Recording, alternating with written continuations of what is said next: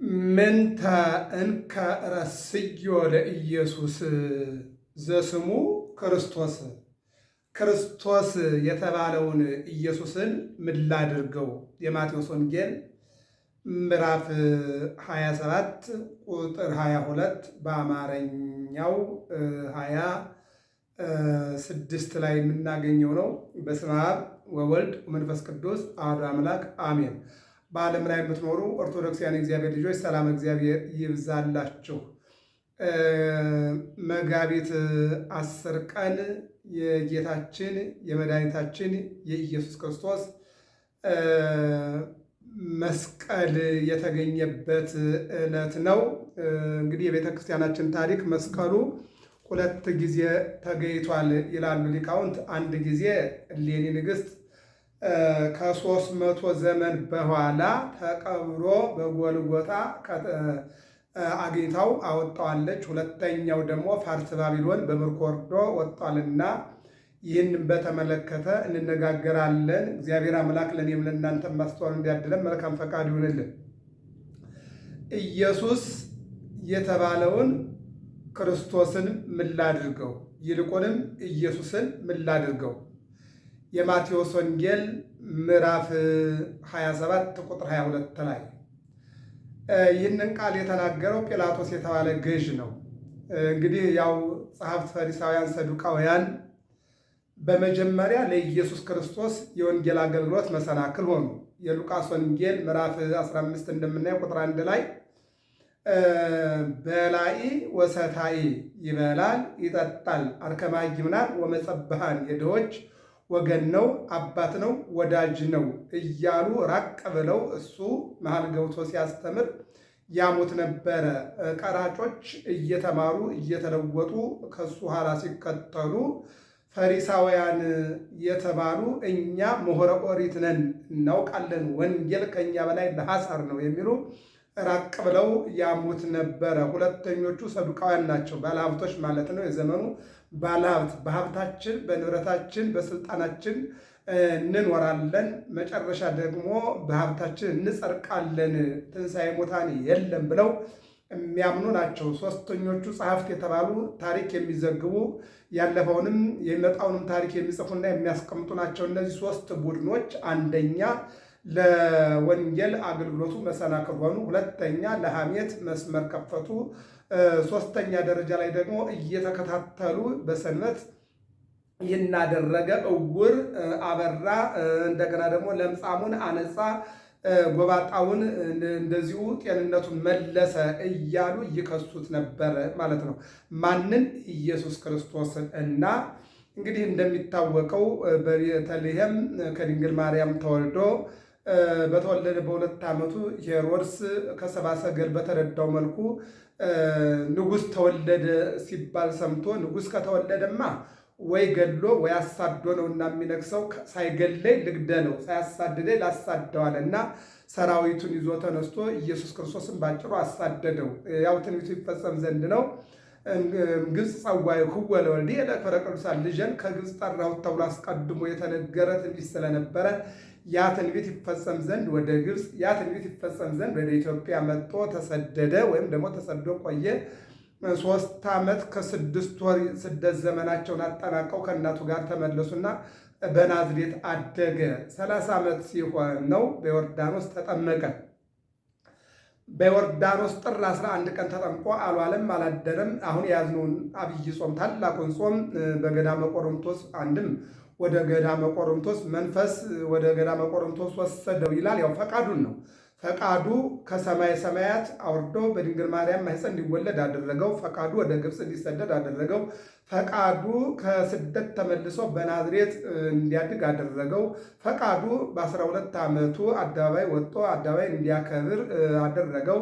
ፈቃዱ በ30 ዓመቱ ከዮሐንስ ጋር ተገናኝተው ወደ ዮርዳኖስ ወርደው በእደ ዮሐንስ በማየ ዮርዳኖስ እንዲደረግ ያደረገው ፈቃዱ ነው። ይህንን ካደረገ በኋላ ወደ ገዳመ ቆሮንቶስ ገብቶ እነሆ ይጾምና ይጸልይ ጀመረ። ከቆመ ሳይቀመጥ ከተዘረጋ ሳይታጠፍ 40 ቀንና 40 ሌሊት ጾመ። መዋዕለ ጾሙ ሲፈጸም የካቲት 23 ቀን እሑድ ቀን ነው የሚሆነው። ወጣ ማነው የካቲት 21 ቀን እሑድ ቀን ነው የሚሆነው። በ21 ወጣና በ22 ሰኞ፣ በ23 ማክሰኞ ቃና ዘገሊላ የሰርግ ቤትን ባረከ። አገልግሎቱን ጀመረ።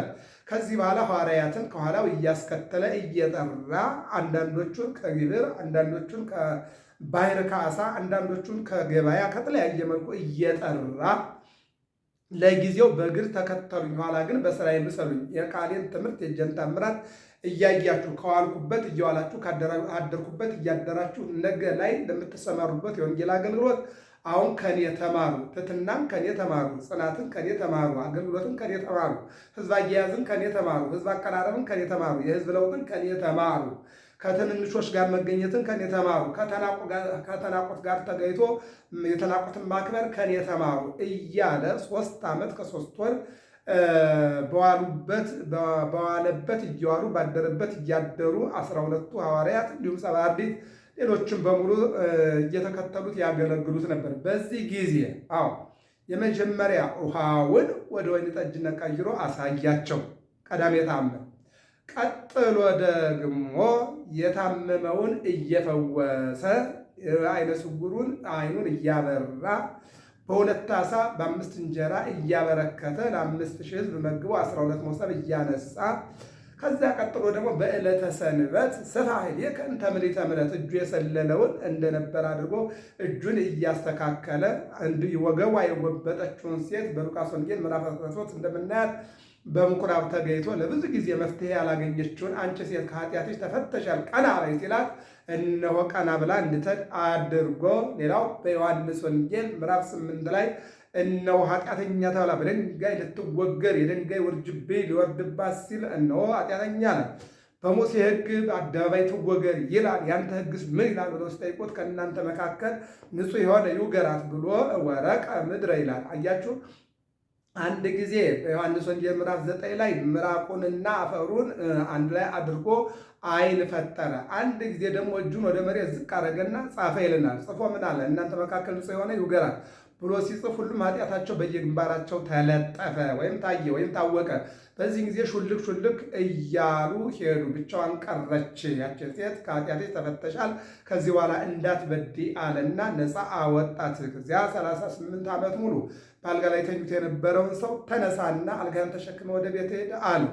ሌላው በማርቆስ ወንጌል ምዕራፍ 1 ላይ እንደምንመለከተው ለብዙ ጊዜ አንካሳ ይልቁን ከእናቱ ማኅፀን ገና ሲወጣ አንካሳ የነበረውን ተነሳና ሂድ ብሎ እንዲጓዝ አደረገው። በአጭሩ ዓይነ ስውር በማብራቱ፣ ለምጻምን በማንጻቱ፣ እንዲሁም ደግሞ ጎባጣውን በማስተካከሉ፣ ይልቁንም ደግሞ እጁ የሰለለውን ንጹሕ ማድረጉ፣ ይልቁንም በ2 ዓሣና በ5 እንጀራ ለ5,000 ሕዝብ አጥግቦ 12 መሶብ እንዲነሳ ማድረጉ፣ ይልቁንም ደግሞ ከዳዎች ጋር መገኘቱ፣ ይልቁንም ደግሞ የወደቁትን ማንሳቱ፣ ይልቁንም ደግሞ የሞተውን ተነስ ብሎ ሙታነ ሕሊናን በወንጌል በተአምራት ሙታነ ሥጋን ደግሞ በአምላክነቱ እያነሳ ተከታይ ሲያበዛ አይሁድ ተነሱና፣ ይልቁንም ደግሞ ካህናት ናቸው። ካህናት ተነሱና እሱ ካልሞተ እሱ ካልተሰደደ የእኛ እውቅናና የእኛ ልዕልና ሊታወቅ አይችልም ብለው ተነሱበትና የሚገርመው ነገር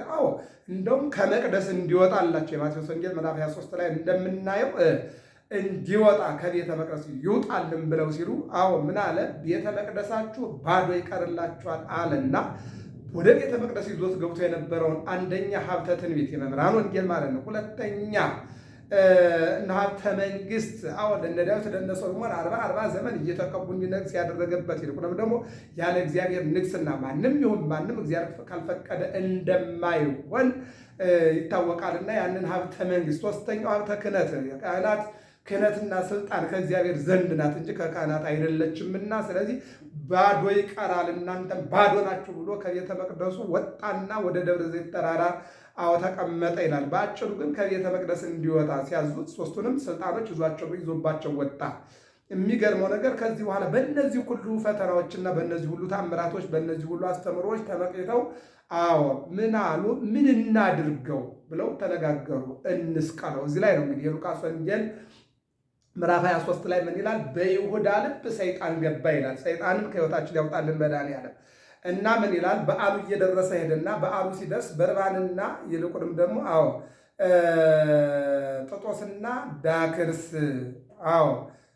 የሚባሉ የማናይና ጸገማይ ተብለዋል። በኋላ እነሱ ከበረሃ ተይዘው ወንበዴዎች ናቸው መጥተው ነበር። ኢየሱስም ተይዞ ነበርና በዓል ሲመጣ ሁልጊዜ እፈታላችኋለሁ የታሰረ ማን ልፍታላችሁ ሲላቸው ወይቤሉ በርባንሃ በርባንን ፍታልን አሉት ይላል። ወይቤሎሙ ጲላጦስ ምን ተንከረ ስዮ ለኢየሱስ ዘስሙ ክርስቶስ ወይቤሉ ኩሎሙ ስቅሎ ስቅሎ ስቅሎ ኢየሱስ የተባለውን ክርስቶስን ምን ላድርገው? በርባንን ፍታው ብላችሁኛል። ኢየሱስ የተባለውን ክርስቶስን ምን ላድርገው አለና ሲጠይቃቸው ኢየሱስንማ ስቀለው ስቀለው ስቀለው አሉና ጮሁ ይለናል። ወይቤሎሙ መልአክ ምንተ እኮ የገረ ወአፍርፈዱ ጸሪጎ ጸሪሃ እንዘ ይብሉ ስቅሎ ስቅሎ ምን አደረጋችሁ? ይህን ሰው እየመረመርኩት ምንም አላገኘሁበትም።